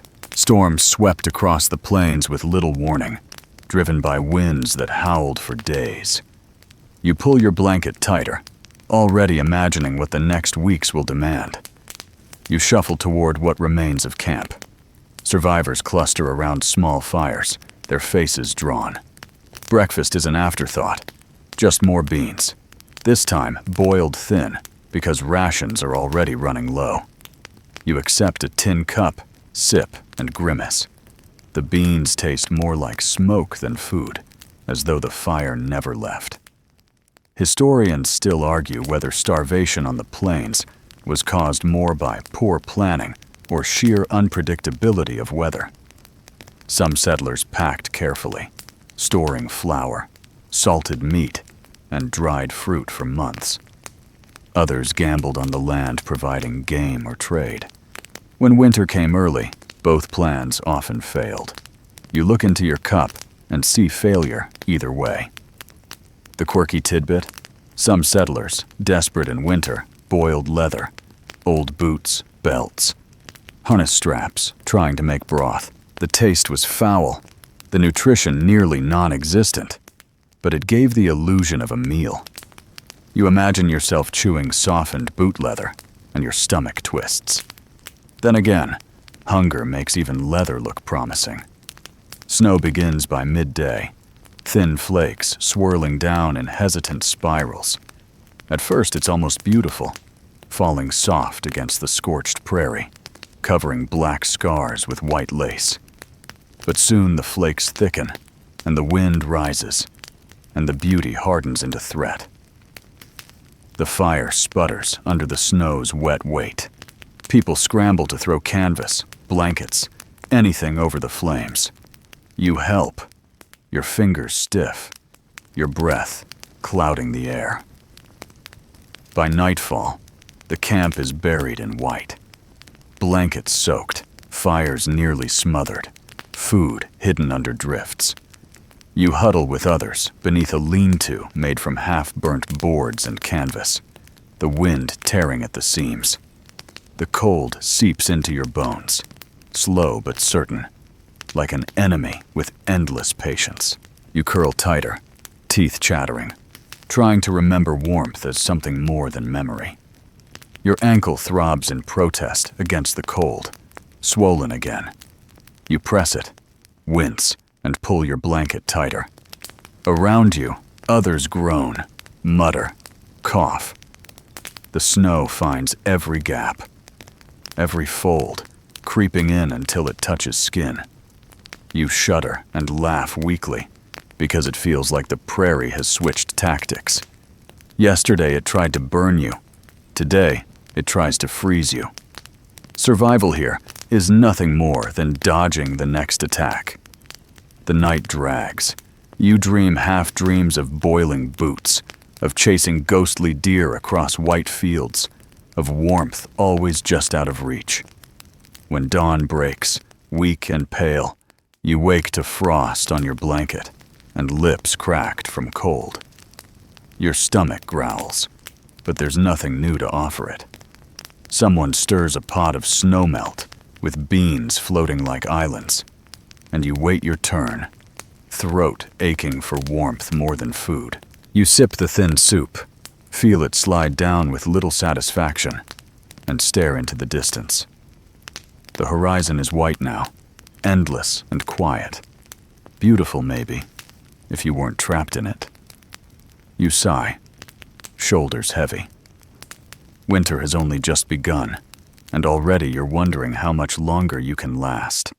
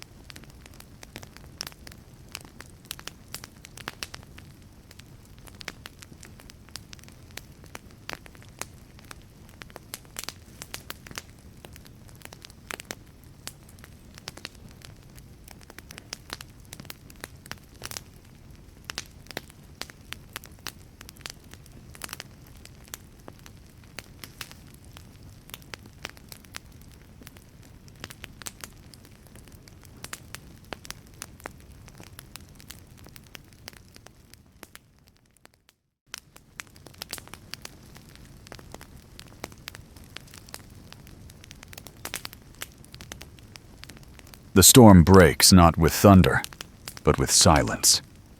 Snow muffles everything, falling in heavy sheets that turn the world into a blank page. You limp along with the others, your ankles stiff, your belly empty, your breath steaming into the gray air. The horizon has vanished, swallowed by drifting white. The world feels smaller, quieter, and far more dangerous. You try chewing on a scrap of hard biscuit, but it crumbles into dust in your mouth, leaving your tongue drier than before. Hunger gnaws sharp now, no longer a complaint, but a demand. The camp moves slowly, people huddled together for warmth, each step crunching into the drifts. You wonder if the snow itself is laughing, mocking you with its beauty while it starves you at the same time. One mainstream fact: winter shortages on the frontier forced many into desperate measures. Some boiled bones again and again, until the broth turned pale as water. Others stretched flour with sawdust, making bread that filled bellies, but offered nothing else. You think of your small parcel long gone in the fire, and your stomach twists. The quirky tidbit: Settlers sometimes melted snow for water in pots lined with hot stones, believing the taste improved. You scoop a handful into your mouth now, and it tastes only of cold and grit. The idea of improvement feels like a cruel joke. Historians still argue whether communities that survived harsh winters owed their endurance more to planning or sheer stubbornness. You lean toward stubbornness now. Planning is for fair seasons. In winter, you just keep moving until your legs fail or spring arrives.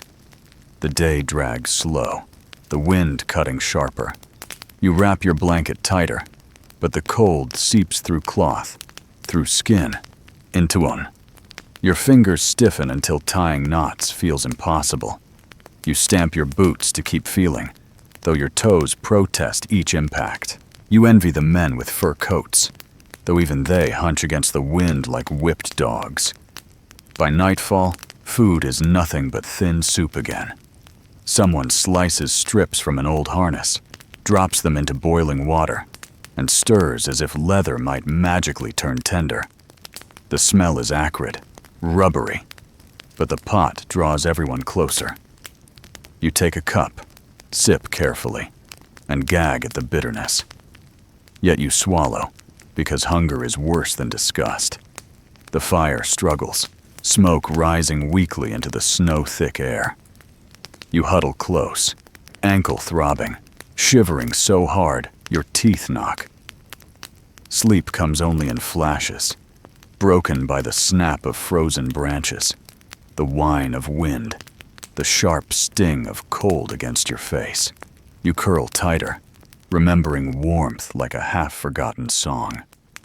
Dawn brings no relief. Snow still falls, blanketing the camp in silence. You rise stiff, your joints aching, and stumble toward the edge of the fire. Children whimper for food. Mothers hush them with empty hands. Men pace, faces drawn, eyes hollow. No one jokes anymore. Even sarcasm has frozen. You realize then that courage here is not loud or proud. It's quiet. It's chewing leather without complaint. It's wrapping yourself tighter in rags and standing up again, even when your legs beg to stop. Courage is not fighting gunmen in the street. It's surviving the endless white. You breathe deep, lungs burning from the cold air, and whisper to yourself that spring will come. It has to, because without that promise, the snow wins.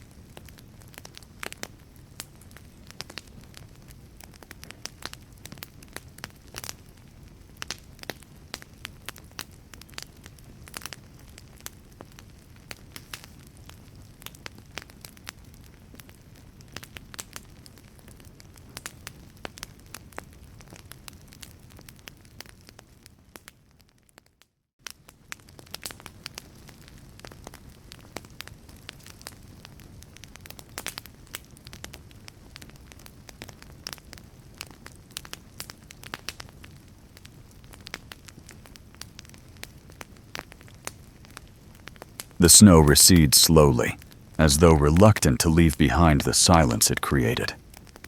When spring finally arrives, it feels less like a celebration and more like a weary sigh of relief.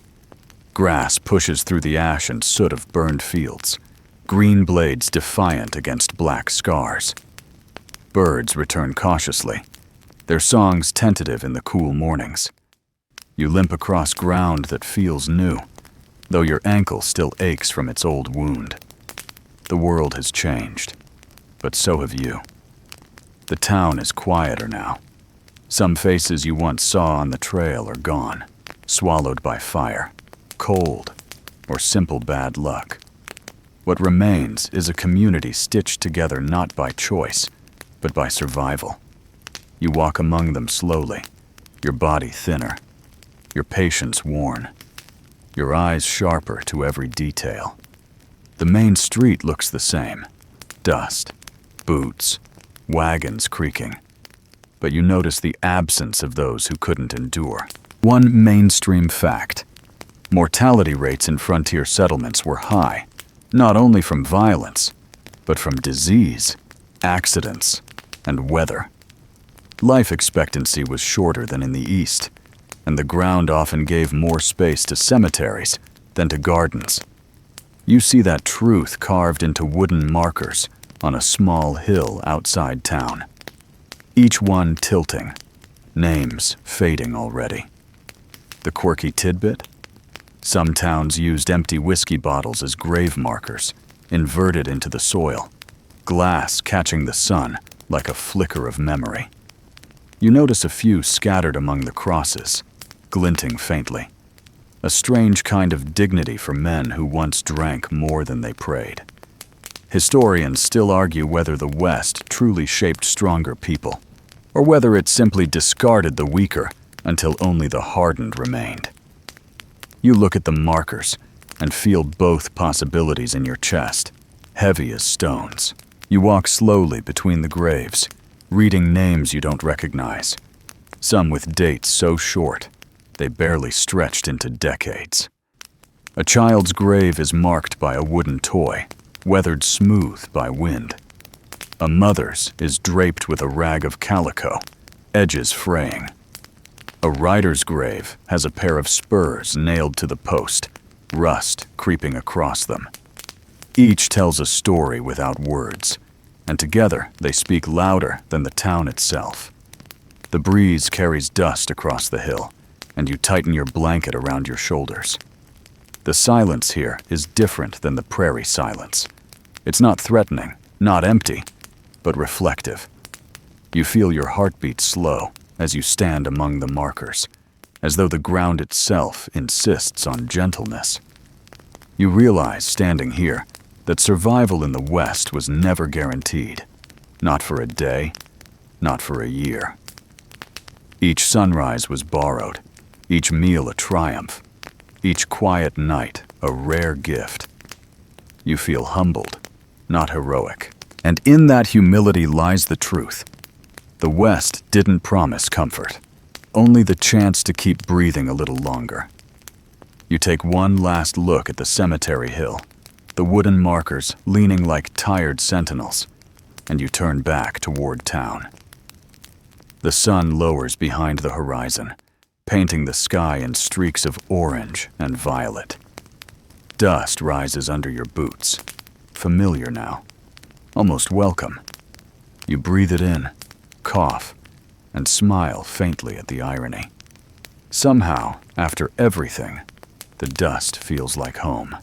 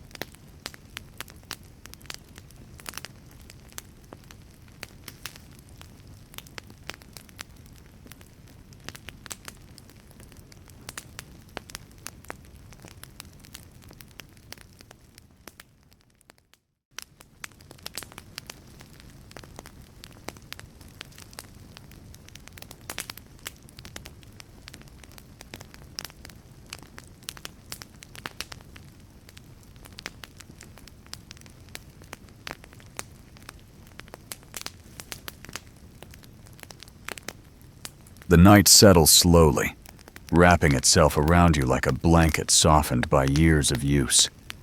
The sounds of the trail, the dust of the streets, the echoes of the fire and snow all begin to fade, leaving behind only the gentle rhythm of your breath. You imagine the prairie quiet now, no longer filled with howls or smoke, but resting under a sky scattered with stars. Each one seems steady, calm, almost patient, as though waiting for you to close your eyes. Your body loosens as you sink deeper into rest, the aches of travel melting away in slow waves. The noise of wagons, boots, hammers, and voices dissolves into silence, a silence that feels soft rather than sharp. The cemetery hill you left behind becomes a distant memory, its wooden markers standing watch while you drift toward dreams. You remind yourself that survival was never about heroics, but about allowing yourself moments of stillness. Tonight is such a moment, and it belongs only to you. So breathe slowly, deeply, letting each breath carry you further from the dust and closer to calm. The Wild West, with all its hunger, danger, and fire, is far away now. All that remains is quiet ground, starlight overhead, and the comfort of knowing you've endured the story. Rest here, where the world is safe, and let the gentle dark carry you into sleep.